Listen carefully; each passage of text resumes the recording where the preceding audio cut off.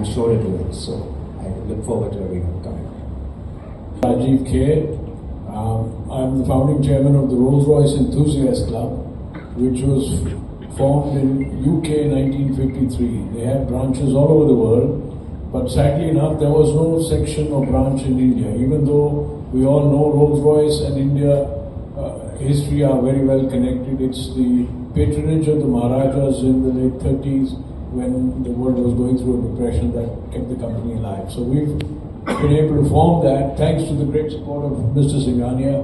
He's been the chief patron of our club. There's so much excitement in England about this. We have the chairman of the Rolls-Royce Foundation especially coming down to meet with the Indian collectors and to see what this amazing event, which covers all spectrums as has been highlighted, and we have a stunning display arranged.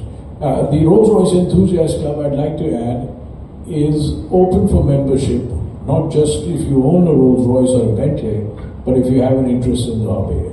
So we look forward to seeing all of you there tomorrow and to seeing what would be, I think, possibly the India's finest display ever. And we hope Mr. Singhania might continue this going forward. Thank you so much. 15,000 school children that are going to come to view this extravaganza, and I really believe that it'll expand their minds, it'll help them to dream, it'll kickstart and motivate something in them that'll help them to want to achieve something in life. So yeah, we're looking forward to a great 3-day show, and we're looking forward to welcoming everybody.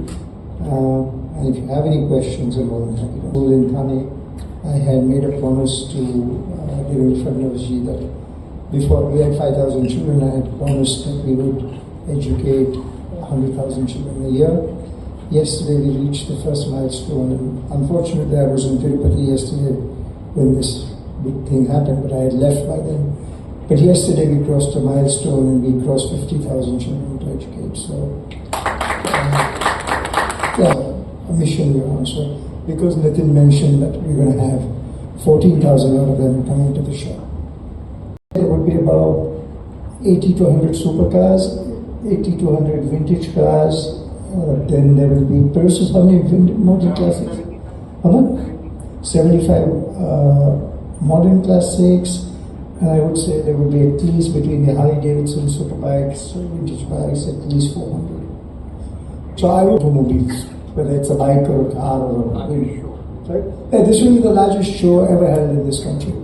How many vintage cars have we got? More than 100 vintage cars. So 85 modern classics, 100 vintage cars, I would say 80 to 100 supercars, 20 RREC, maybe 100 Harley Davidsons, I don't know how many superbikes, how many vintage bikes. More than 200. So it's a very big extravaganza. It's being done over a very large property. There will be a lot of food brands there, whether it's Cream Center, whether it's Ice Cream Works, whether it's Tapes, whether it's... So you can come there, you can enjoy the tens of thousands of people that will come because it's an open event for the people. See an automobile which is 100 years old working, and I would be reasonably sure that, see, we are spending a lot of time and energy making in fact the whole team is working in our Supercar Club garage detailing every car. And I drove the oldest car I drove was a 1903 miniature Velox. The only one probably in the world, and I drove it into the Baroda Palace, and it was such an amazing feeling to have that car go but it was working. And it's a different feeling. And you're going to see an engine's an engine, whether it's in a car or a bike or a modern classic. A modern classic is, I like it because it's 30 years old. So when I was 30 years old, or 20 years old, those are the things I grew up on as dreams. Whether you take a 560 SL or CS2000 or take any of those cars, those were our dreams that we dreamt about in those days. Today the 296 is a completely different generation car. Today's cars have gone completely different in technology, this is my personal view, but the emotion and passion of the old cars is completely different. Therefore you even see how many people on a Sunday morning that get together at Ornament Circle in the old Fiat. I still love to drive the old Fiat. That day I had some guests, I took them out for dinner towards the Taj, in a 1927 Rolls Royce, open. And that feeling of an open Rolls Royce from that era, I mean, it's just a beautiful, to have, and the Supercar Club garage was set up, today it's the world's finest restoration facility. It was set up to bring the dead back to life. And I don't know if Rajiv wants to say, Nitin wants to say what we've done at the SCCG in terms of vintage restoration. But that's something that... Yes, I can say that, WI can certify, which is also a body which can certify. It is the largest garage and the work there is very, very fast and it is up to the international standards.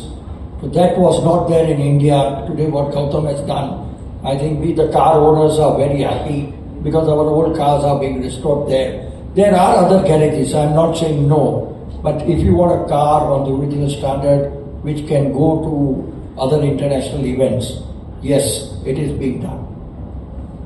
Seeing as a legend in the auto world of passion for cars, well before most of you were born was Sri Pranal Bhogilalji. And he has one of the finest collection of vintage cars. Today, I'm glad to see this year his daughter and son-in-law have taken interest in starting to restore that true treasure of India, I would call it. In the first two cars we are restoring at the garage. So I think as Pranlalji's collection, and I always saw him as this regal man in his sherwani sitting in the back of his car with his driver driving. Always a beautiful sight. And today, as he's no more, but I'm so happy that his cars are now being restored by us. So I'm doing it with a passion to give back and to give honor to Sri Pranlalji, who I think was a great collector. So, and so we're restoring his cars, so I'm very happy for that. Which are different. There are many cars I think I will get one day. I think the exposure creates the thought process. There's nothing specific that I say I want to get. It just, as you go on, you see. I mean, for example, I saw something very cute yesterday while I was on the internet. I found a Bugatti cycle car. It's just something I'd never seen. So I keep looking, and if something catches my fancy and it has a niche that, a Bugatti which looks like a Bugatti from the 20s, but it's actually a cycle car, it's a toy car, it's not even a car. I think it's really cute, I'll probably get it. I found an electric Bentley blower. It's different, so I keep looking for different stuff. They helped me restore several of my cars, one of which was a 1934 Packard, which I was able to take around the world thanks to the support of Mr. Dosa and the great work done by Supercar Garage.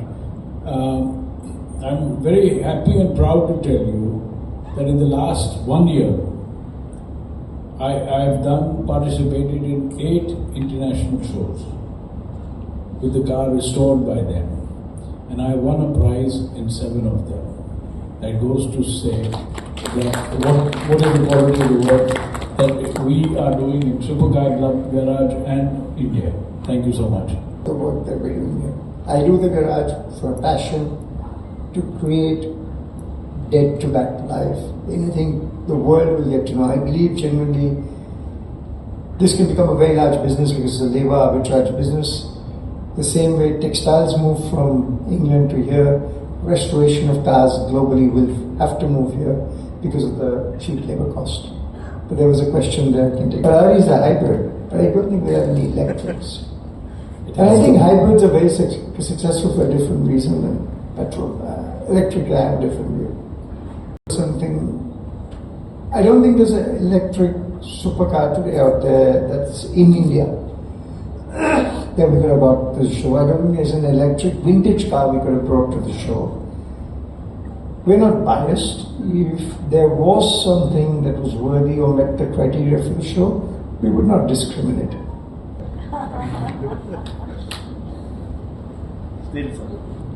No, you got to see, I genuinely believe if you plan yourself, you balance your time, you can manage your time. I'm 95% on time every day. It's a passion, I want to do it, I found time for it. And I will do this, that. So we keep juggling all the balls in the We do events like this, we do a drive. Now, the way the whole property is configured and the amount of stuff that is going on, to bring the cars out and take them through the city for a drive and then take them back becomes very unruly. It becomes a mess. So this time what we've done is, instead of putting the cars in a smaller space, we put it very, very spread out. So instead of us taking the cars out for people to go to see on the streets, because we had small parking spaces and we had to take them out, now there's ample space for everybody to come here and see them. So it's much better that everybody. So the vintage cars are inside the convention center. So the vintage cars are actually put in a massive convention center that we have, which is indoors and air conditioned. So they don't have to go out. We do our drives on Sundays, which is a different thing. But here I think it's just from a good order and a governance, from our discipline, it'll be easier for us to manage. I know, but the set high. Oh, we can make it. There's no. It's up to interactive. If you go to an owner and request him to start it, we have nothing. If he wants to start it, please start it. Sorry? Also from the club, the owners will be also there. They'll help you out, giving any information on every car you need. Plus, if you say that you please start this car, they'll do it. Love their cars more than their wife. So we are not going to take any risk. Yeah. Same goes with the women. Well, let's not comment. So, the show is for everybody to enjoy themselves. Everybody who's. See, somebody asked me that, oh, these are only petrol heads there. I said, no, these are successful people who own cars. There are successful people who indulge in wine. There are successful people who indulge in art. So this is our passion side. But at the end of the day, they're all successful people. All have a passion for life. All like to enjoy life. They want to show off their car as much as you want to see their car. They're bringing it to the show with a lot of pride. They work, a lot of the owners for the last couple of weeks or at least a month have been spending time getting their cars ready for the show. Because there's a lot of pride in the owners that I'm showing off, this is my baby, I'm going to show it off. And when somebody, please go and appreciate the owners, because if you go and appreciate the owners and their cars, that's what makes them happy. Nobody's there for anything else. They're all there for. So one thing we did, we said we're going to do no judging. There are going to be no judges, no prizes, none of that. So your car is as good as my car. There's nobody passing a judgment. Number two, all outstation people that are coming have come on my invitation.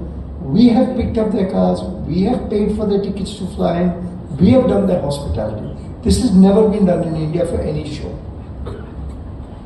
As a Mumbaiker, I have extended an invitation to these people and I've said, come to my city, we want to show your cars. So we have gone to the corners of this country and picked up cars.